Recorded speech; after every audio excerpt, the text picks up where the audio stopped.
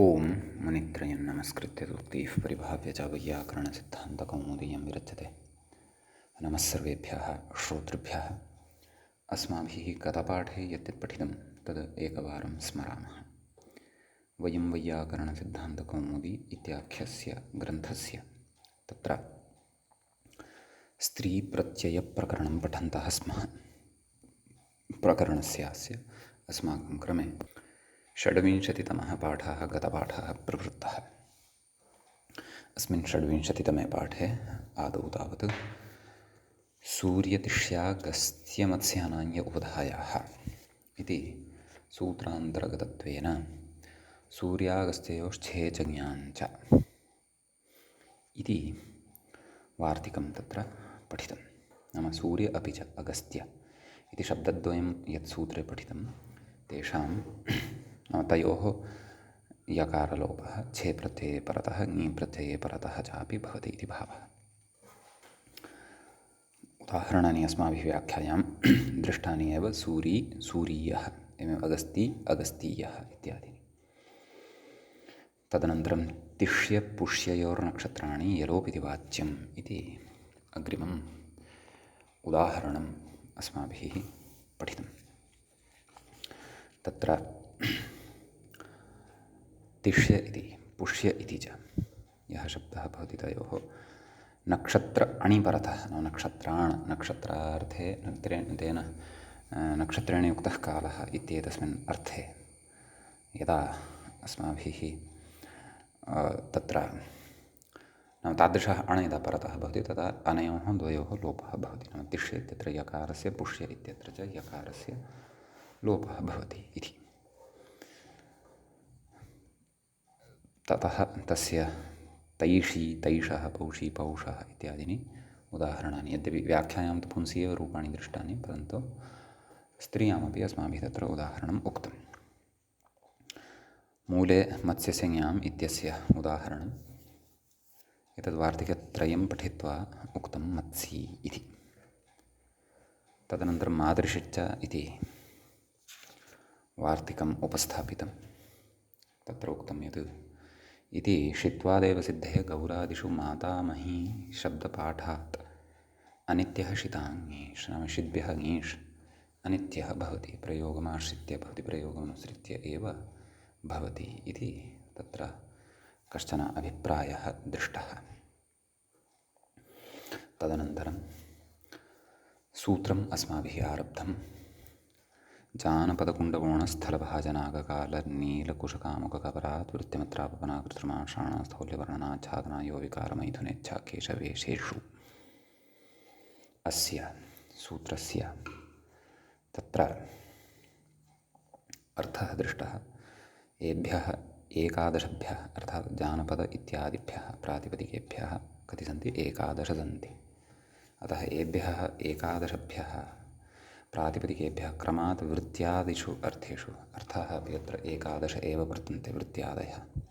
अतः तेषु अर्थेषु ङीष् स्यात् ङीष् इति प्रत्ययो भवति इति सूत्रस्य अर्थः अस्माभिः दृष्टः। तदनन्तरं कानिचन उदाहरणानि साधितानि। जानपदी इति जानपदी वृत्तिश्चेत् अन्या तु जानपदी उत्सादित्वात् अयं तत्त्वेन टिड्ढाणे इति ङीपि आद्युदात्तः। कुण्डी अमत्रञ्चेत् कुण्डा अन्या कुडिदाहे गुरोश्चहलः इत्यप्रत्ययः यस्तु अमृतेजारजः कुण्डः इति मनुष्यवाचिनः मनुष्यजातिवचनः। ततः जातिलक्षणो ङीष् भवत्येव। अमत्रे हि स्त्रीविषयत्वात् अप्राप्तौ ङीष् विधीयते न तु नियम्यते खलु। गौणी आवपनं चेत् गौणा अन्या। तदनन्तरं स्थली अकृत्रिमा चेत् स्थला अन्या। भाजी श्राणा चेत् भाजा अन्या। नागी स्थूला चेत् नागा अन्या। गजवाची नागशब्दः स्थौल्यगुणयोगात् अन्यत्र प्रयुक्तः उदाहरणं। सर्पवाची तु दैर्घ्यगुणयोगात् अन्यत्र प्रयुक्तः उदाहरणमिति नागशब्दे शब्दसन्दर्भे अपि विशेषः दृष्टः। तदनन्तरं कालशब्दः तत्र स्वीकृतः तस्मात् ङीष् उक्तः काली इति उदाहरणं साधितं कालीवर्णश्चेत् कालः अन्यः अत्र कथम् अर्थभेदः भवति कः अर्थभेदः भवति इति अस्माभिः टीकासु अपि दृष्टं विचारितम् इति एतावान् विषयः गते पाठे प्रवृत्तः गतपाठस्य अन्ते व्याख्यायाः पङ्क्तयः इत्थम् आसन् भाजान्येति अश्राणा इत्यर्थः श्रापाके क्तः संयोगादेरातो धातुरिण्वतः इति निष्ठानत्वं णत्वञ्च पक्वा इत्यर्थः नागशब्दस्य स्थौल्ये क्वाप्यप्रसिद्धेराः गजवाचीति वर्णश्चेदिति वर्णः प्रवृत्तिनिमित्तं चेदित्यर्थः वर्णविशिष्टः चेदिति यावत् अन्यथा कालशब्दस्य गुणे शुक्लादयः पुंसि इति पुंस्त्वापातात् सूत्रे वर्णाः इति छेदः आर्ष आद्यजन्ता टा काला अन्या क्रौर्युक्ता इत्यर्थः संज्ञाशब्दो वा इति व्याख्यायां गतपाठस्य अन्ते पङ्क्तयः आसन् एतत् सर्वं किमर्थं पुनः पठ्यते इति अपि वयं जानीमः पठितस्य विषयस्य पठिष्यमाणस्य विषयस्य च सकृत् स्मरणं भवति तेन स्मरणेन पौर्वापर्यसम्बन्धः यः वर्तते पौर्वापर्यसम्बन्धः यः वर्तते सः अपि अस्माकं बुद्धौ इतोपि आरूढः भवति तदनन्तरं वयम् अग्रिमान् विषयान् अपि सरलतया अवगन्तुं शक्नुमः सम्बन्धः कः प्रचलति स्म पाठस्य इत्यपि ज्ञातं भवति अतः बुद्धौ अर्थम् अवगत्य एव एतेषाम् अर्थानां चिन्तनम् अस्माभिः कर्तव्यं भवति पङ्क्तीनाम् इदानीम् अग्रे पठनीयं वर्तते इति एतावान् विशेषः गते पाठे प्रवृत्तः अयं च पाठः 27तमः पाठः स्त्रीप्रत्ययप्रकरणस्य प्रवृत्तः अधुना तावत् स्त्रीप्रत्ययप्रकरणस्य तत्र 28तमः पाठः नैव 27तमः गतपाठः 26तमः पाठः आसीत् अधुना 27तमः पाठः अस्य प्रकरणस्य आरब्धः भवति अस्माकं क्रमे तत्र व्याख्याता कथयति अनाच्छादनं चेदिति मूले उक्तं खलु अग्रिमे पृष्ठे पश्यन्तु अथवा भवतां पुस्तके तस्मिन्नेव पृष्ठे अस्ति यदि मूले तर्हि तत्रैव यथानुकूल्यम् अथवा यत्र वर्तते तत्र मूलं पश्यन्तु नीले अनाच्छादनं चेत् इत्युक्तं यतोहि अग्रिमः अर्थः जानपदगुण्डकोणस्थल इति सूत्रे अग्रिमः अर्थः नीलार्थः नाम अग्रिमः शब्दः नील इति अर्थः वर्तते नील इति शब्दः वर्तते अग्रिमः शब्दः तस्य च सम्बन्धः अनाच्छादनार्थेन सह वर्तते न आच्छादनम् अनाच्छादनं कम्बलविशेषः राङ्कवविशेषः अथवा वस्त्रविशेषः अस्माभिः आच्छादनाय स्वीक्रियते खलु तन्न भवेत् न आच्छादनम् अनाच्छादनम् इत्यस्य उच्यमानं सम्यक् अतः तत्र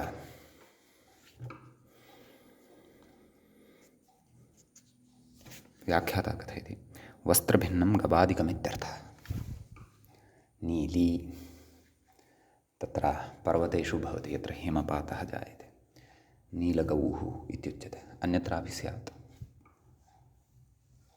नाम गोः भेदविशेषः नीलगाय इति भाषायां कथयन्ति हिन्द्यादिभाषायां तु तादृशी गौः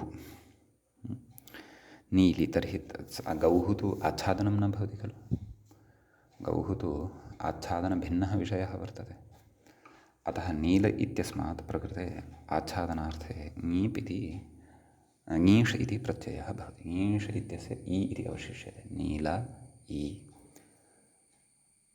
तत्र लकारोत्तरवर्तीयः अकारः तस्य लोपः भवति नील इ नीली इति रूपं भवति इति स्त्रियां रूपं सिद्धं भवति नीला अन्या मूले उक्तं खलु नीला अन्या यत्र अनाच्छादनार्थः न भवति अर्थात् आच्छादनार्थः भवति तत्र नीला इति भवति इति भावः तत्र व्याख्याता कथयति मूले किमुक्तं नील्या रक्ता शाटी इत्यर्थः। अस्तु, व्याख्यानुसारमेव आगच्छामः अग्रे। कथयति ननु अत्र आच्छादनस्य विशेष्यत्वे, अत्र नाम नीला इत्येतस्मिन् उदाहरणे आच्छादनस्य विशेष्यत्वे स्त्रीत्व अनुपपत्तिः, स्त्रीत्वं नोपपद्येत खलु। पटी इत्यस्य विशेष्यत्वे अपि नीलवर्णवती पटी इत्यर्थे ङीषः अप्रसक्तिरेव, ङीष् न प्रवर्तते। यदि पटी इति कथञ्चित् स्त्रियां विशेष्यपदम् अध्याहृतं चेदपि, पटी नाम वस्त्रविशेषः कश्चन आच्छाद्यते तेन, वस्त्रस्य कार्यमेव इदं भवति खलु आच्छादनम्। अतः तथा विशेष्यत्वम् अत्र स्वीकृतं चेदपि पटी इत्यर्थे ङीषः अप्रसक्तिरेव, नाम ङीष् तु न प्रवर्तते। कुतः? नीलादोषधौ प्राणिनि च इति नियमस्य वक्ष्यमाणत्वात् इति। नाम तत्र नीलादोषधौ प्राणिनि च इति अग्रे वक्ष्यते, वार्तिकं वक्ष्यते इति नियमस्य वक्ष्यमाणः अग्रे वक्ष्यते। अतः प्रकृते नीला नाम ङीष् तु अत्र तर्हि न प्रवर्तते एव खलु, एवं खलु।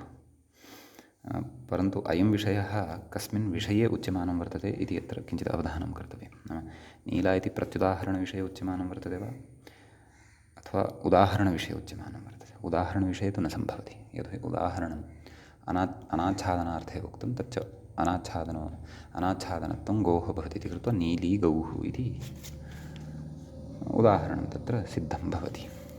नीली अनाच्छादनं भवति, नाम गौः भवति इति भावः। तर्हि नीला इति प्रत्युदाहरणं यदारब्धं तस्मिन् विषये इदम् उच्यमानं वर्तते। नाम स्त्रीत्वं न सम्भवति यदि, तर्हि अपि पटी इति विशेष्यत्वं कथञ्चित् अध्याहृत्य आनीतं चेदपि ङीषः प्रसक्तिरेव न भवति, अप्रसक्तिरेव इत्युच्यते। कुतः? नीलात् ओषधौ प्राणिनि च इति नियमस्य वक्ष्यमाणत्वात्।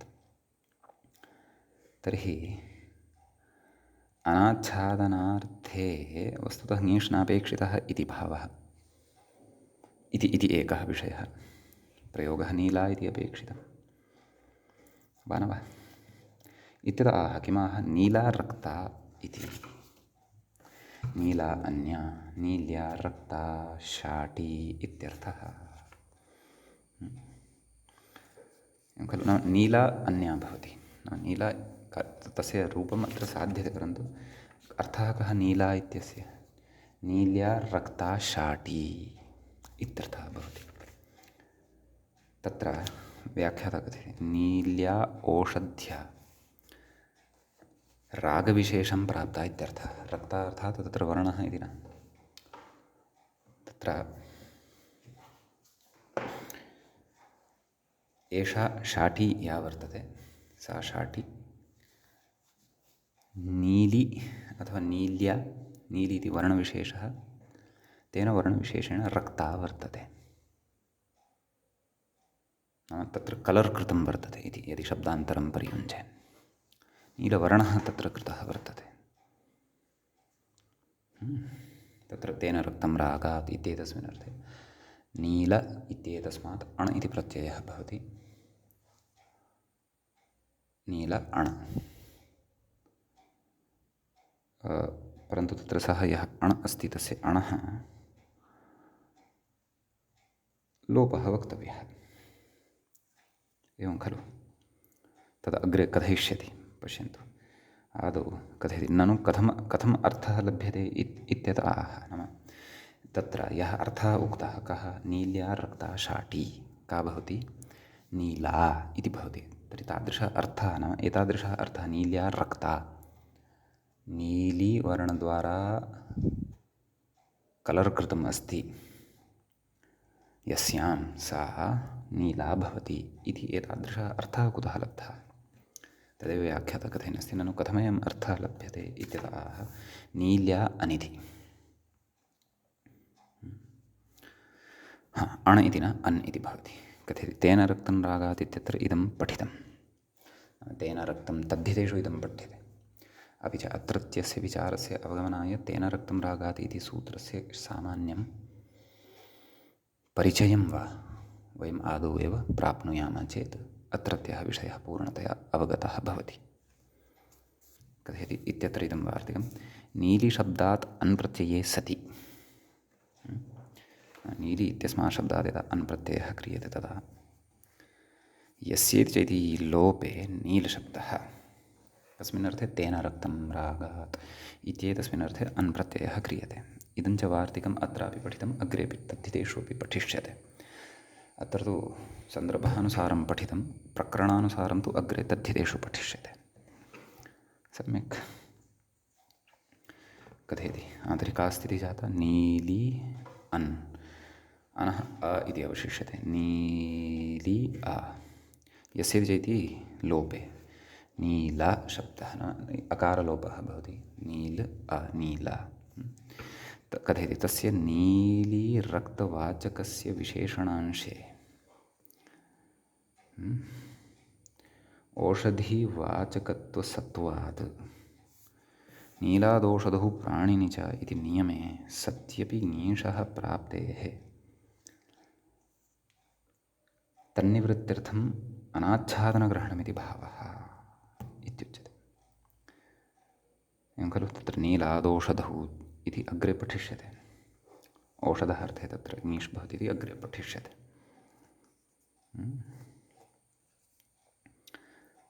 पुनः पठनीयं नाम नील इति शब्दः साधितः खलु तस्य इत्यतः पुनः पठनीयम् एकवारं। तस्य नीलीरक्तवाचकस्य विशेषणांशे औषधिवाचकसत्वात् नाम नीलिशब्दः औषधिवाचकत्वं भजते इति वक्ष्यते अग्रे क्व नीलादौषधौ प्राणिनि च इति।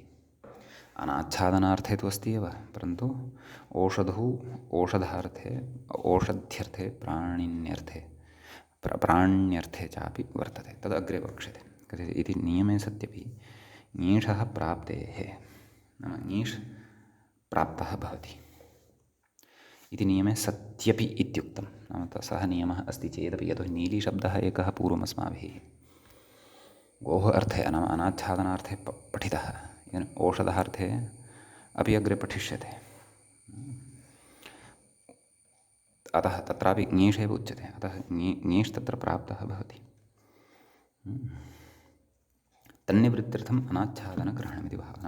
तस्य निवृत्तिः भवतु तदर्थम् अनाच्छादनार्थः अनाच्छादनम् इति अर्थः तत्र उक्तः। एवं खलु। अतः तत्र अनाच्छादनम् इत्येतस्मिन् अर्थे नीलिगौः इति उदाहरणं तु सिद्ध्यत्येव। नीला इति यद् उदाहरणं वर्तते तस्यापि सिद्धिः भवति अनाच्छादनग्रहणसामर्थ्यात्। तत्रापि ङीष् प्राप्तः यथा न स्यात् तदर्थम् अनाच्छादनम् इति अर्थकथनम् अतीव विचिन्त्य कृतं वर्तते इति भावः। सम्यक्। तत्र कथयति ननु नीलाकुण्डी इत्यत्रापि अनाच्छादनत्वात् कुण्डी अस्ति सा नीला वर्तते तत्र तस्याः आच्छादनत्वं तु नास्ति अनाच्छादनत्वमेव वर्तते। अनाच्छादनत्वात् ङीष् स्यात् इत्याशङ्क्यः। नाम ङीष् इति प्रत्ययः स्यात् इति आशङ्कां पुरस्कृत्य आह नाम कथयति। किं कथयति चेत् अनाच्छादने अपि इति मूले उक्तं खलु अनाच्छादने अपि न सर्वत्र इति। अनाच्छादने अपि सर्वत्र तत्र ङीष् भवति इति नास्ति। नैव अनाच्छादनेऽपि न सर्वत्र अनाच्छादने अपि सर्वत्र तत्र अन् इत्यादि विधानेन यथा टावन्तं रूपं लब्धं तथा न, तथा सर्वत्र न इति भावः। कथयति नीलादौषधौ प्राणिन चेति वार्तिकमेतत्। एतत् वार्तिकमस्ति, मूले उक्तम् अस्ति खलु। नीलादौषधौ तदनन्तरं विभज्य उक्तं मूले एव प्राणिनि च इति। इदं वार्तिकमस्ति। कोऽर्थः? नीलात् अनाच्छादने अपि भवन्नीष् औषधौ प्राणिनि एव स्यात् इति नियमः कश्चन वर्तते। औषध्यर्थे प्राण्यर्थे एव स्यात् नीष् प्रत्ययः, न तु अन्यत्र तु न भवेत् इति उच्यते। एवञ्च नीलाकुण्डी इत्यादौ न ङीष् इति भावः। नाम नीलाकुण्डी इत्यत्र ङीष् न भवति इति भावः। एवं नीलात् औषधौ प्राणिनि च इत्यनयोः द्वयोः अपि नीली इत्येव उदाहरणमस्ति। नीली अनाच्छादनं चेत् इति पूर्वमुक्तम्। अत्र ईषत् तत्र भ्रान्तिः न प्राप्तव्या। नियमः क्रियते एतेन। नाम अनाच्छादने नीलशब्दात् ङीष् भवतु इति यदुक्तं सूत्रे, तत्रापि अनाच्छादनं कीदृशं? नियमे पुनः अन्यः नियमे अपि अवान्तरनियमः एषः। अर्थनियमे पुनरपि अर्थान्तरनियमः एषः। नीलादौषधौ प्राणिनि च, नाम नीलशब्दात् औषध्यर्थे प्राण्यर्थे च ङीष् भवति इति भावः। एवं खलु। अतः यथा गौः तत्र प्राणी भवति, औषध्यर्थे च नीली इति भवति। एवं खलु। एवम् अस्ति। संज्ञायां वा इत्युच्यते।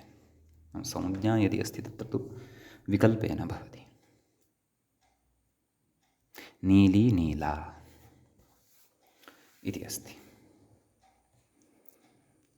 ङीष् विकल्पेन भवति। अनाच्छादनार्थः यदि गम्यमानः वर्तते, नीली नीला। एवं खलु। कथयति व्याख्याता संज्ञायाम् उक्तविषये तदन्यत्रापि ङीष् वा स्यात् इत्यर्थः। नाम संज्ञा यदि गम्यमाना अस्ति तर्हि उक्तविषये तदन्यत्र अपि, तस्मात् अन्यत्रापि ङीष् वा स्यात्, नाम विकल्पेन भवति। उक्तः यः विषयः सः तस्मात् अन्यश्च विषयः। नाम उक्तः विषयः कः? अनाच्छादनार्थः। नाम अनाच्छादनभिन्नार्थः अस्ति चेदपि संज्ञा यदि गम्यमाना अस्ति तर्हि ङीषः विकल्पः भवति। नीली नीला इति भवति इति भावः। अयं यदि भवतां संशयः स्यात् पुनरपि, नाम महान् भ्रमः जातः नावगतं, तर्हि एकवारम् इतोपि पुनः पठनीयं। व्याख्या इतोपि एकवारम् अत्र पठनीया, स्पष्टी भविष्यति। यतोहि नीलादौषधौ प्राणिनि च, यद्यपि व्याख्यात्र क्रमेण पूर्वं नीलादौषधौ इत्यादिकं सर्वं पूर्वं स्मारितं, तथापि अधिकस्पष्टतायै यदि भवन्तः इच्छन्ति एकवारं पुनः अत्र पठितुं शक्यते। विचारः समानः सरलः वर्तन्ते, किन्तु किञ्चिदेव अत्र बुद्धिमुपयुज्य, नाम नीलादौषधौ इति यद् वार्तिकं वर्तते तद्वार्तिकं सूत्रे उक्तस्य अर्थस्य एव अर्थप्रपञ्चनपरं वर्तते, अर्थनियमनपरं वर्तते। अतः नीलशब्दविषये विशिष्टः कश्चन विचारः अत्र अस्माभिः अस्मिन् सूत्रे क्रियते। ततः अग्रे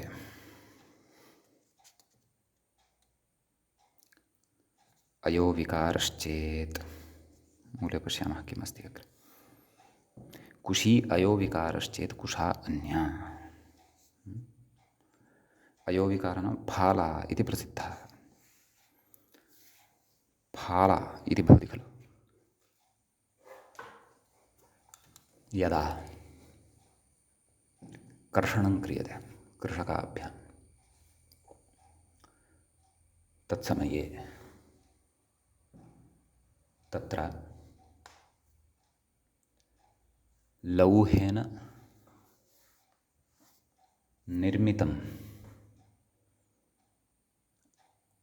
निर्मितः आकृतिविशेषः हलस्य अधोभागे भवति, यः भूमौ प्रविशति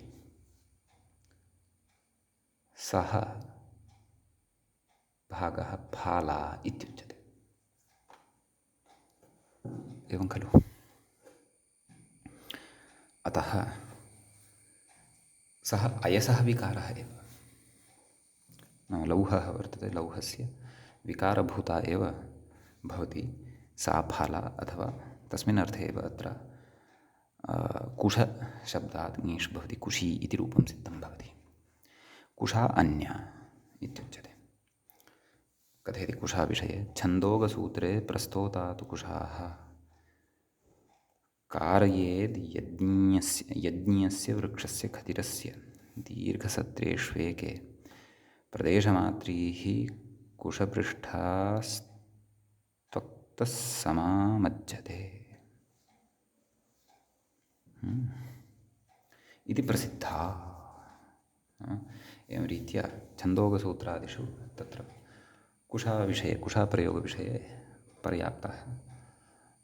पर्याप्तं वर्णनं लभ्यते। तद् याज्ञिककर्मसु सस्यविशेषत्वेन प्रयुज्यमाना भवति एषा कुशा। समीचीनम् इति अस्ति कश्चन विशेषः अत्र। अग्रे अग्रिमः शब्दः वर्तते कुश एतस्मात् शब्दात् अग्रिमः शब्दः वर्तते कामुक, उपान्तिमः शब्दः। सः मैथुनेच्छाविषये निपात्यते। तत्र मैथुनेच्छाविषये तस्मात् तत्र ङीष् प्रत्ययः भवति। तदेव मूले कथयति कामुकी मैथुनेच्छा चेत् कामुका अन्या। एवं खलु? तत्र मैथुनम् इच्छा यस्याः सा कामुकी इत्युच्यते। तर्हि कामुकशब्दात् ङीष् भवति, ङीषि सति कामुकी इति रूपं सिद्धं भवति। कामुका तु अन्या भवति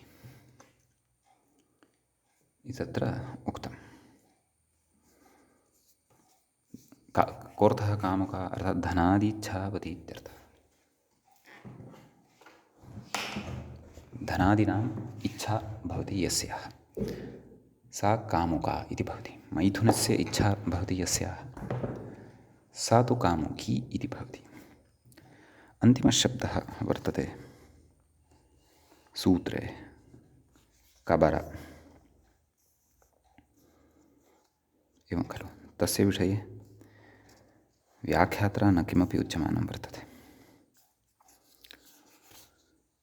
मूले उच्यते कबरी केशानां सन्निवेशः चेत् कबरा अन्या। मूले एव स्पष्टतया सरलतया उक्तमिति कृत्वा पुनः वक्तव्यमिति अपेक्षा नानुभूता व्याख्यात्रा। नाम केशानां सन्निवेशः भवति, नाम केशानाम् आकृतिविशेषः भवति, का कबरी इति। एवं खलु? अतः अस्मिन् अर्थे ङीष् भवति कबरशब्दात्, अन्यथा टाप् भवति कबरा। कबरा अर्थात् चित्रा, नाम बहवः वर्णाः भवन्ति यस्यां सा कबरा इत्युच्यते, चित्रा इत्यर्थः। समीचीनम् इति अयं कश्चन विशेषः अस्माकं जानपदकुण्डकोणस्थल इत्यादि सूत्रे अस्माभिः पठितः। कतिपये शब्दाः तादृशाः अपि अत्र दृष्टाः येषां शब्दानां तत्र सूक्ष्मतया विचारस्य अपेक्षा भवति। कानिचन तत्र वार्तिकानि, यथा सूर्य अगस्त इत्यादि विषये, प्रकृते च, नीलशब्दविषये च भवतु। सर्वत्र अयं तु विषयः बुद्धौ स्पष्टः जातः एव। ङीषन्ततया यः अर्थः न सः अर्थः टाबन्ततया अपि इति विशेषस्तु तत्र स्मर्तव्यः। एवं खलु? इदानीं वयम् अग्रिमं सूत्रम् अनुसरामः। अग्रे सूत्रं वर्तते शोणात् प्राचाम् इति। शोणात् इति शोण इति शब्दस्य पञ्चमी विभक्तेः एकवचनं भवति। प्राचाम् इति प्राच् इति शब्दस्य षष्ठी विभक्तेः बहुवचनं भवति। समीचीनं। तत्र सूत्रस्य अर्थः कः इति चेत् तदर्थं प्रकृते अन्यतो ङीष् इत्यतः ङीष् इति स्वीकर्तव्यम्। अनुपसर्जनात् स्त्रियां प्रातिपदिकात् प्रत्ययः परश्च एते च अधिकाराः अत्र ग्राह्याः। समीचीनं। तत्र सूत्रार्थः व्याख्यात्रा तु नोच्यमानः वर्तते, परन्तु सूत्रार्थः स्पष्टः एव। किं कथयति व्याख्याता इति आदौ पश्यामः। रोहितो लोहितो रक्तशोणः कोकनदच्छभिः इत्यमरः। अमरकोशे इदम् उक्तं वर्तते। नाम शोणशब्दस्य अर्थाः उक्ताः वर्तन्ते इति भावः। अतः तादृशः यः शोणशब्दः अनुपसर्जनभूतः तस्मात् ङीष् प्रत्ययः भवति स्त्रीत्वविवक्षायाम् इत्युच्यते। प्राचीनानाम् आचार्याणां मते इति भावः। प्राचाम् आचार्याणां ग्रहणवशादेव विकल्पः अत्र उपस्थितः भवति। एवं खलु व्याख्याता कथयति अग्रे। वर्णानां तणतिनितान्तानामिति शोणशब्दः आद्युदात्तः अनुदात्तान्तः। आद्युदात्तत्वमपि वर्तते। आद्युदात्तत्वं जातं यदि तर्हि अनुदात्तान्तत्वं तु भवत्येव। कथयति अन्यतो ङीष् इति नित्यं ङीषि प्राप्ते विकल्पार्थमिदं। नाम तेन अन्यतो ङीष् इत्यनेन नित्यतया विकल्पः नापेक्षितः, नित्यतया ङीष् नापेक्षितः, विकल्पः भवतु एतदर्थमिदं सूत्रमारब्धम् इति भावः। समीचीनं। ततः शोणी शोणा इति रूपद्वयं भवति तावदेव स्त्रीत्वविवक्षाय इति अयं विशेषः अत्र। अधुना अग्रिमं सूत्रम् अत्र पठनीयं वर्तते। तच्च सूत्रं वर्तते एवं। कथं? वोतो गुणवचनात् इति। वोतः अत्र पदपरिचयः तु प्राप्तव्यः। व्याख्याता कथयति प्रातिपदिकादित्यनुवृत्तं। न केवलं प्रातिपदिकादित्येव, अन्यदपि अनुवर्तते। तत्र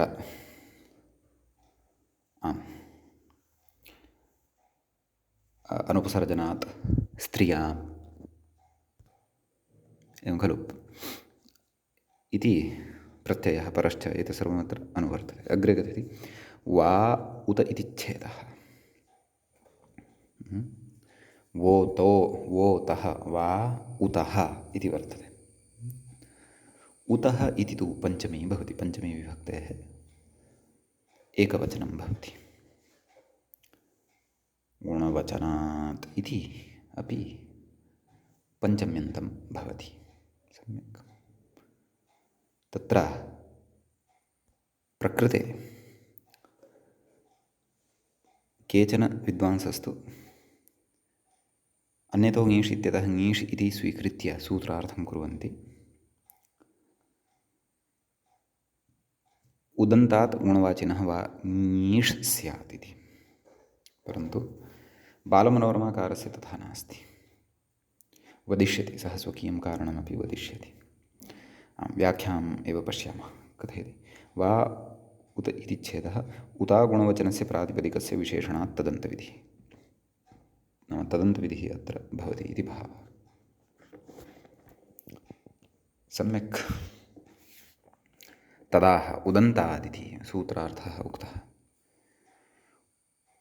उदन्तात् प्रातिपदिकात् इति अध्याहार्यम्। उदन्तात् प्रातिपदिकात्, परन्तु कीदृशात्? गुणवाचिनः। गुणवाचकत्वमपि तस्य स्यात्। वा ङीष् स्यात् विकल्पेन ङीप् स्यात् विकल्पेन ङीप् भवति इति भावः। तत्र व्याख्याता कथयति वाङीपिति नाम सम्यक्तया वैखर्या प्रतिपादयति। नाम ङीप् अत्र भवति, ङीष् न भवति इति। तत्र अग्रे कथयति ङीष् इति नात्रानुवर्तते। नाम अन्यतो ङीष् इत्यस्मात् सूत्रात् ङीष् इत्यस्य अनुवृत्तिः अत्र न भवति इति कथयति। कुतः कथयति गुणवचनाद् ङीबादुदात्तार्थः इति वार्तिकादिति भावः। तत्र वार्तिकमेकं कारणत्वेन प्रस्तौति। नाम गुणवचनात् ङीप् प्रत्ययः कर्तव्यः। किमर्थः? आद्युदात्तार्थः। वार्तिकं भाष्ये क्वचित् पठितं स्यात्, तद्वार्तिकं स्वीकृत्य इत्थम् एतेन प्रतिपादितं। नाम गुणवचनेभ्यः शब्देभ्यः ङीप् प्रत्ययः विधेयः। कुतः विधेयः? अनुदात्तौ सुप्पितौ इत्यनेन ङीप् विधेयः आद्युदात्तार्थः। आद्युदात्तत्वं यथा लभ्येत तदर्थम्। एवं खलु? यतोहि अनुदात्तौ सुप्पितौ इत्यनेन तत्र उच्यते खलु। नाम सुप् यः वर्तते, पित् च यः वर्तते, तौ अनुदात्तौ भवतः। तर्हि प्रकृते अपि तत्र नाम सुपः पितश्च प्रत्ययाः अनुदात्ताः भवन्ति इति यदि उक्तं, प्रत्ययाः यदि अनुदात्ताः भवन्ति, ङीप् यदि यत्र अनुदात्तः जातः तर्हि तद् एकम् अनुदात्तं विहाय अन्येषाम् उदात्तत्वं भवेत् खलु। तथा न स्यात् वा? गुणवचनात् ङीप् आद्युदात्तार्थम् आद्युदात्तश्च इति अस्ति खलु सूत्रम्। वा न वा? अतः अनुदात्तौ सुप्पितौ इति न, नाम आद्युदात्तश्च सः भवति। आद्युदात्तश्च सः भवति यः प्रत्ययसंज्ञकः इति तत्र प्रयोजनं भवति इति। विस्तरेण तु एतद् वार्तिकं भाष्ये दृष्ट्वा ज्ञातुं शक्यते अस्य कः अर्थः, कस्मिन् सन्दर्भे च इदं पठितं वर्तते। अत्र पुस्तके फुट्नोट् मध्ये अर्थात् सम्पादकः पादटिप्पण्यां कथयति किं,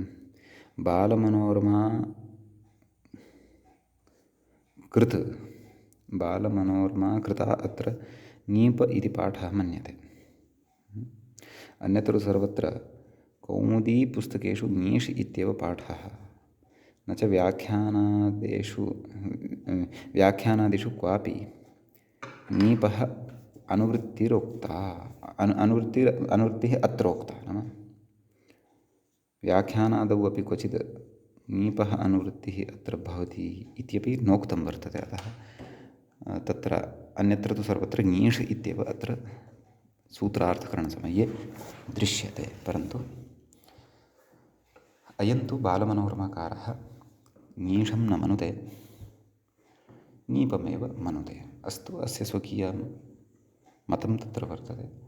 वयं तन्मतम् आधृत्य सद्यः अग्रे पठामः। विस्तरेण ज्ञानार्थं तु महाभाष्यम् अथवा उद्ग्रन्थः द्रष्टव्यः। समीचीनं भवतु। अग्रे कथयति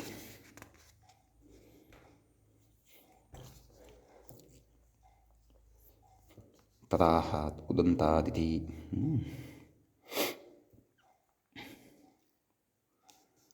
एतत् सर्वं जातं। मूले कथयति मृद्वी इति उदाहरणं प्रस्तौति। मृदुशब्दात् ङीपीयण्, मृदु ङीप्, मृदु ई यण् भवति।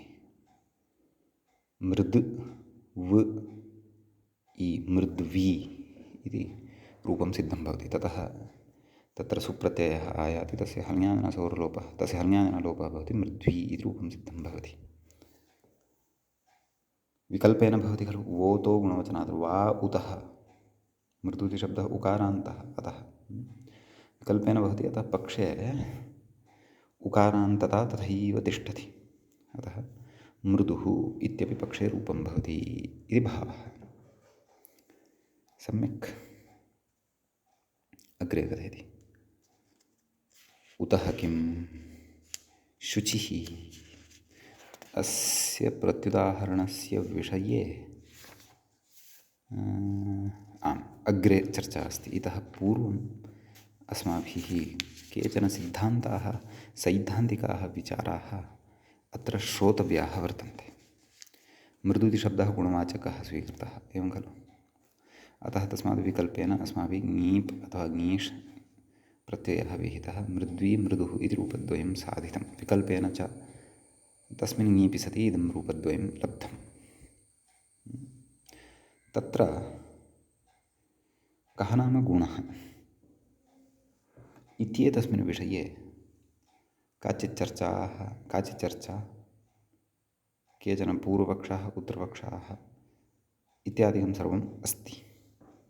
अतः इतः अग्रे विद्यमानः यः भागः वर्तते सः भागः व्याख्यायाः तत्र उतः किं शुचिः इति प्रत्युदाहरण उपस्थापनात् पूर्वं व्याख्यायां यावन् भागः वर्तते सः भागः अस्माभिः इतः अग्रे श्रोतव्यः, अवगन्तुं यत्नः विधेयः। केचन विचाराः तत्र उदग्रन्थस्थाः अपि वर्तन्ते, तथापि अवगत्य पठनीयः, समीचीनं। यावच्छक्यं श्रुत्वा अवधारयितुं यत्नः कर्तव्यः अथवा श्रोतव्यं। श्रवणसंस्कारस्य क्वचित् तु फलं भवत्येव। यद्यपि मूलस्य कार्यम् एतावता सम्पन्नं, मृदु इति शब्दः गुणवाचकः वर्तते, सम्यक्। अतः विकल्पेन तत्र ङी प्रत्ययः भवति। मृद्वी मृदुः इति रूपद्वयं भवति इति यद्यपि सर्वं सम्पन्नं, परन्तु तत्र तन्नाम गुणः नाम कः, किम् अत्र गुणत्वेन विवक्षितम् इति इदानीं या चर्चा अग्रे वर्तते तां पठामः। व्याख्याता कथयति। अत्र सत्त्वे निविशते अपैति पृथक् जातिषु दृश्यते। आधेयश्चाक्रियाजश्च सः असत्त्वप्रकृतिर्गुणः इति भाष्ये गुणस्य लक्षणम् उक्तं वर्तते। अस्य गुणलक्षणस्य व्याख्या स्वयं व्याख्यात्रा क्रियमाणा वर्तते। अतः सेयं व्याख्या अस्माभिः पठनीया। आदौ सरलतया पदच्छेदपूर्वकं सरलार्थं कथयामि, अतीव सामान्यार्थं स्थूलार्थं च कथयामि। सत्त्वे निविशते अपैति नाम सत्त्वस्य निवेशे सति अपैति नाम अपगच्छति। पृथक् जातिषु वर्तते, जातिषु पृथक्तया वर्तते।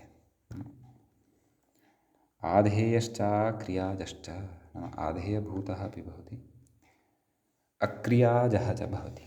क्रियया नोत्पाद्यते अथवा क्रियया न जायते, अक्रियाजः।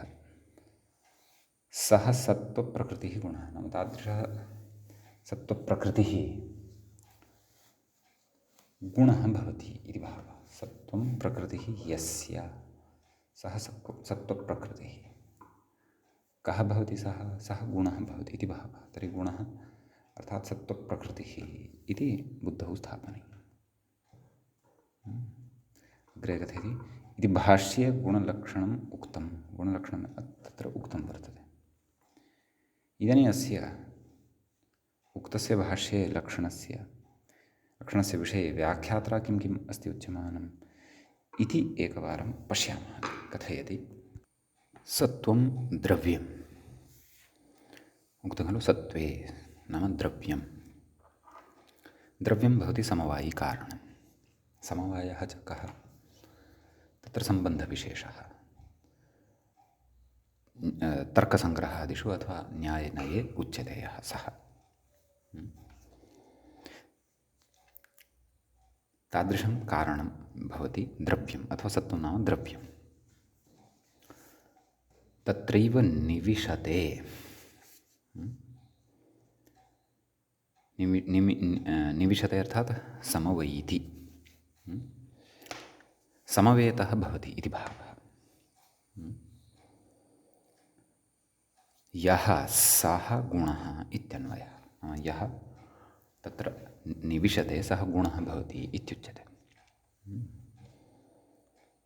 ततः तत्र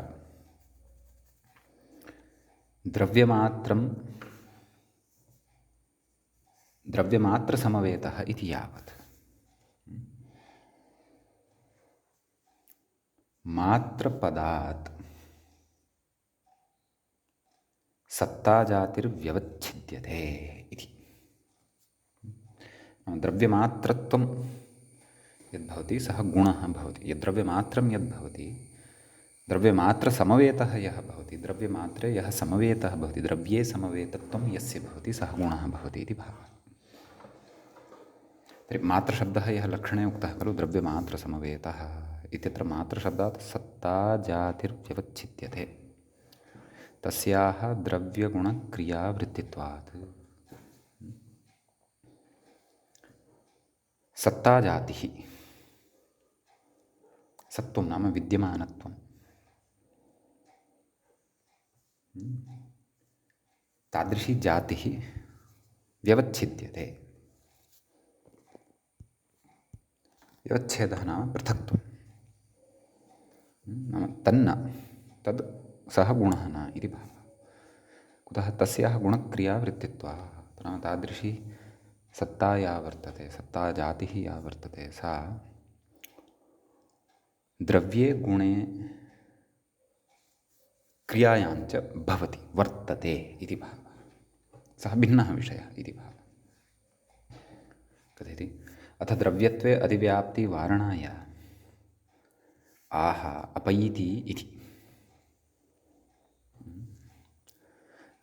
द्रव्यत्वं गुणः न भवति, परन्तु द्रव्ये विद्यमानः कश्चन धर्मविशेषः गुणः भवति। तत्र द्रव्यत्वे गुणत्वस्य अतिव्याप्तिवारणाय, अतिव्याप्तेः निवारणाय उच्यते अपैति इति। मूले उक्तं खलु अपैति। सत्त्वे निविशते अपैति, नाम कतिपयद्रव्येभ्यः अपगच्छति इत्यर्थः। कतिपयद्रव्येभ्यः अपगच्छति नाम क्वचित् भवति क्वचिन्न च भवति। द्रव्यत्वस्य सर्वद्रव्यवृत्तित्वात् नातिव्याप्तिः इति भावः। द्रव्यत्वं यद्भवति तद्द्रव्यं तु सर्वेषु द्रव्येषु भवति। द्रव्यस्य भावः द्रव्यत्वं, तत्तु सर्वेषु द्रव्येषु भवति। अतः सर्वद्रव्यवृत्तित्वात् न अतिव्याप्तिः, अतः अतिव्याप्तिः न भवति।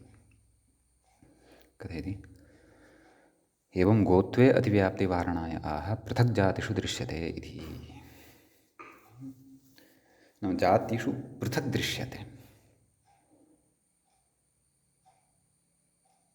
पृथक् अर्थात् भिन्ना जातयः येषां ते पृथक् जातयः। अत्र बहुव्रीहिः अस्ति, तथा न, यथा मया उक्तं तथा न। पृथक् अर्थात् भिन्नाः जातयः येषां ते पृथक् जातयः। भिन्नजातीयद्रव्यवृत्तित्वात् द्रव्यवृत्तिरिति भावः इति यावत्। भिन्नजातीयद्रव्याणि यानि वर्तन्ते तेषु भिन्नेषु भिन्नेषु द्रव्येषु वृत्तिः तस्य भवति, नाम तद् वर्तते तत्र तत्र इति भावः। कथयति गोत्वस्य जातीयेषु एव सत्त्वात्, गोत्वस्य गोजातीयेषु एव सत्त्वात्। गोत्वं तु गोजातीयेषु एव भवति, अतः गोत्वं गुणः भवितुं नार्हति। परन्तु गवि अपि यः वर्तते, पृथक् जातीयेषु अपि यः वर्तते, समानरूपेण तिष्ठति यः, सः गुणविशेषः। यथा मृदुत्वम् इति भवति खलु। मृदु इति शब्दः गुणवाचकः। सः गवि अपि भवितुम् अर्हति, वृक्षे अपि भवितुम् अर्हति, पुरुषे मानवशरीरे अपि भवितुम् अर्हति इति भावः अस्ति। कथयति भिन्नजातीयेषु अश्वादिषु असत्त्वात् नातिव्याप्तिरिति भावः इति। गोत्वं यद् भवति तत् गोजातीयेषु एव भवति। भिन्नजातीयेषु अश्वादिषु गोत्वं न भवति, परन्तु अश्वेषु अपि गोषु अपि समानः यः कश्चन धर्मः भवति, पृथक् जातिषु च यः दृश्यते तदुक्तं खलु, द्वितीयः पादः अस्ति खलु सूत्रे, पृथक् जातिषु दृश्यते नाम अश्वे अपि दृश्यते, गवि अपि दृश्यते, एवमेव बहुषु दृश्यते। कथयति एवमपि क्रियायाम् अतिव्याप्तिवारणाय आधेयश्च अक्रियाजश्च। नाम अयं गुणः कश्चन आधेयविशेषः भवति। आधारः यस्मिन् तिष्ठति सः आधेयः इति भवति खलु। अक्रियाजश्च भवति, क्रियया न जन्यते। कथयति आधीयते, उत्पाद्यते इति आधेयः उत्पाद्यः, अक्रियाजः अनुत्पाद्यः। ओ अत्र आधेयशब्दस्य अर्थः स्वीकृतः वर्तते उत्पाद्यः, यस्य उत्पत्तिः क्रियते। अक्रियाजः नाम अनुत्पाद्यः, यस्य उत्पत्तिः कर्तुं न शक्यते। अतः अयम् आधेयोऽपि वर्तते, अक्रियाजोऽपि वर्तते। तदेव कथयति अग्रे, उत्पाद्यत्व अनुत्पाद्यत्वाभ्यां द्विविधः इति यावत्। द्विधा वर्तते, नाम उत्पाद्योऽपि वर्तते, अनुत्पाद्योऽपि वर्तते। कः गुणः? कथयति गुणः नित्यानित्यभेदेन द्विधा भवति, नित्योऽपि भवति अनित्योऽपि भवति। एवं खलु। तत्र मूले उक्तं खलु, असत्त्वप्रकृतिकः गुणः, असत्त्वप्रकृतिः गुणः, तत्प्रति मन्दमन्दम् अग्रे आगमिष्यति व्याख्यातः। आदौ तु उक्तवान्, किमुक्तवान्? गुणः नित्यानित्यभेदेन द्विविधो भवति। कथयति नित्यगतानां गुणानां नित्यत्वात्, नाम नित्येषु पदार्थेषु यदि गुणः वर्तते तर्हि सः गुणः अपि नित्यः भवति। अनित्यगतानाम् अनित्यत्वात्, अनित्येषु पदार्थेषु यदि सः गुणः वर्तते तर्हि सः गुणः अपि अनित्यः भवति। कथयति क्रियायास्तु सर्वस्याः अपि उत्पाद्यत्वात् नातिव्याप्तिरिति भावः। क्रिया तु या भवति सर्वापि सा तु उत्पाद्यत्वं भजते, नाम उत्पादनीया भवति, करणीया भवति। अतः अतिव्याप्तिदोषः अत्र नास्ति। एवमपि द्रव्ये अतिव्याप्तिः तत्र अवयवद्रव्यसमवेतत्वात्। एवं खलु, नाम अवयवद्रव्यसमवेतत्वं भवति कस्य? गुणस्य। कथयति असमवायिकारणसंयोगनाशे ततोपायात्, नाम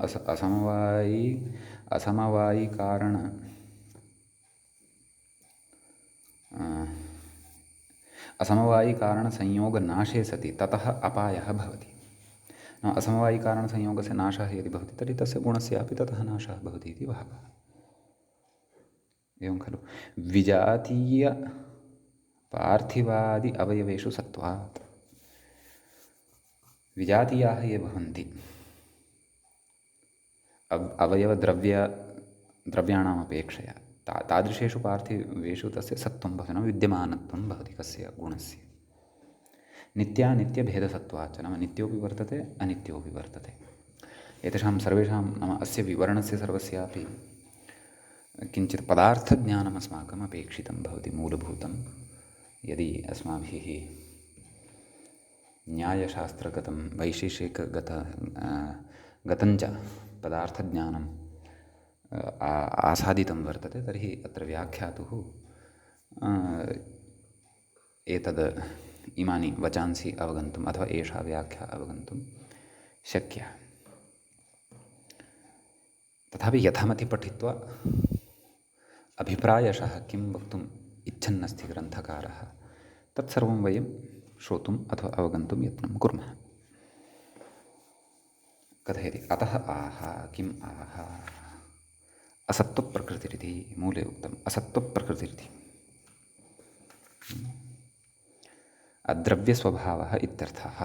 नाम अद्रव्यस्वभावः भवति द्रव्यभिन्नः इति यावत्, नाम द्रव्ये विद्यमानः कश्चन स्वभावविशेषः द्रव्यं तु परन्तु न भवति इति आहत्य तत्र अभिप्रायतः उक्तवान्। सत्त्वे निविशते अपैति इति उक्तं खलु श्लोके। पश्यन्तु, सत्त्वे निविशते अपैति द्रव्ये निविशिते अपैति पृथग्जातिषु दृश्यते आधेय अक्रियाजश्च आधेयश्च अक्रियाजश्च सः असत्त्वप्रकृतिकः गुणः असत्त्वप्रकृतिः गुणः। इमानि लक्षणानि अपेक्षितानि भवन्ति यदि केनापि गुणेन भाव्यं तर्हि। तदेव अद्रव्यस्वभावः इत्युक्तं। द्रव्यभिन्नः इति भावः न द्रव्यगतः स्वभावः अद्रव्यस्वभावः इति वक्तुं न शक्यते। नाम द्रव्यभिन्नः यः कश्चन वर्तते तद्गतः कश्चन स्वभावः भवति, सः द्रव्यभिन्नः तु भवति, द्रव्यत्वं तु तस्य न भवति। अद्रव्यश्चासौ स्वभावश्च अद्रव्यस्वभावः इति वक्तुं शक्यते व्याख्यायां यद् उच्यमानं वर्तते अद्रव्यस्वभावः। कश्चन स्वभावविशेषः भवति, द्रव्यं तु नास्ति तत्। कः गुणः? यथा अत्र अतीव सरलतया कथनीयं चेत् नवनीतं तत्र अथवा तैलं तद् द्रव्यं, परन्तु तस्मिन् विद्यमानः स्नेहः कश्चन गुणः भवति। एवमेव कार्पासः भवति, कार्पासः एकं द्रव्यं पदार्थः वा, परन्तु तत्र विद्यमानं मृदुत्वम् अथवा सः मृदुः भवति, तद् मृदुत्वमेव गुणविशेषः भवति इति भावः। अस्तु, अग्रेपि पश्यामः किं किं कथयति, कियच्च वयं गृहीतुम् इतः शक्नुमः। अत्र मातृपदेन सत्ताजातेः अपैति इत्यनेन द्रव्यत्वस्य मात्रशब्दः क्व आगतः? सत्त्वे निविशते अपैति पृथग्जातिषु दृश्यते आधेयश्च क्रियाजश्च सः असत्त्वप्रकृतिर्गुणः। व्याख्यानसन्दर्भे मात्रशब्दः उक्तः खलु, द्रव्यमात्रसमवेतः इति। श्लोके तु कारिकायां तु मात्रशब्दः नागतः, प्रायः व्याख्यादिषु यदुक्तं तत्र मात्रशब्दविषये कथयन्नस्ति पुनः व्याख्याता। किं कथयति? अत्र मात्रपदेन सत्ताजातेः अपैति इत्यनेन द्रव्यत्वस्य पृथग्जातिषु दृश्यते इत्यनेन गोत्वादिजातेश्च निरासात् तद्भिन्नम् इति लब्धं, नाम तद्भिन्नत्वम् इति लब्धम् इति। नाम सत्ताजातिः, द्रव्यत्वं, पृथग्जातिः येषां ते गोत्वजातयः अश्वाः गावश्च, तेषाम् अत्र निरासः क्रियते। नाम एतान् सर्वान् विहाय तद्भिन्नः कश्चन विशेषः गुणः भवति इति भावः। अग्रे च कथयति आधेयश्च अक्रियाजश्च इत्यनेन क्रियानिरासात्, नाम क्रियायाः निरासः क्रियते, नाम क्रियापि गुणः नास्ति, क्रियाभिन्नत्वं लब्धम्। अग्रे च असत्त्वप्रकृतिः इत्यनेन द्रव्यस्य निरासात् द्रव्यभिन्नत्वं लब्धम्। ततः आहत्य नाम अभिप्रायस्य, नाम श्लोकस्य अभिप्रायः कः, किं द्रव्यम् इति एकेन वाक्येन कथं ज्ञातव्यम् इति कथयति। किं तथा च जातिभिन्नत्वे सति क्रियाभिन्नत्वे सति द्रव्यभिन्नत्वे सति समवेतत्वं गुणलक्षणं निकृष्टं वेदितव्यम् इति भावः। जातिभिन्नत्वं नाम जातिः न, क्रियाभिन्नत्वं क्रियापि न, द्रव्यभिन्नत्वं द्रव्यमपि न, समवेतत्वं गुणलक्षणं निकृष्टं वेदितव्यं। नाम समवेतत्वविशेषः तत्र गुणः भवति इति वेदितव्यं। कथयति समवेतत्वात् अभावनिरासः, समवेतत्वाभावात् अभावनिरासः, नाम समवेतत्वस्य अभावकारणात् समवेतत्व अभावात् अभावनिरासः, नाम समवेतत्वस्य अभावकारणात् अभावनिरासः भवति। अत्र कथयति अग्रे नित्यद्रव्यवृत्तयः विशेषास्त्वनन्ताः एव इति तार्किकाभिमतविशेषपदार्थाङ्गीकारे तद्भिन्नत्वं निवेश्यम् अस्याः पङ्क्तेः पुनः एकवारम् उक्त्वा व्याकरणशास्त्रादिषु कथं गुणलक्षणम् उक्तं वर्तते इत्यपि अस्माभिः अग्रे विचारणीयं वर्तते। यद्यपि महाभाष्यस्य श्लोकमादाय तु व्याख्यानं कृतमेव, परन्तु महाभाष्ये इतोपि तत्र गुणविषये काः काः अवधारणाः वर्तन्ते इति द्वित्रैः विचारैः इतोपि अस्माभिः श्रोतव्यं वर्तते। ततः आहत्य ज्ञातव्यं वर्तते गुणः नाम कः। इतोपि अग्रे सरलतया कथयिष्यति। अद्यतनपाठः अत्रैव उपसंह्रियते। मुनित्रयं नमस्कृत्य स्तुतिः परिभाव्य च वैयाकरणसिद्धान्तकौमुदीयं विरच्यते। एवञ्च स्त्रीप्रत्ययप्रकरणस्यास्य अस्माकं क्रमे एषः 26तमः पाठः सम्पन्नतां गतः। नमः सर्वेभ्यः श्रोतृभ्यः।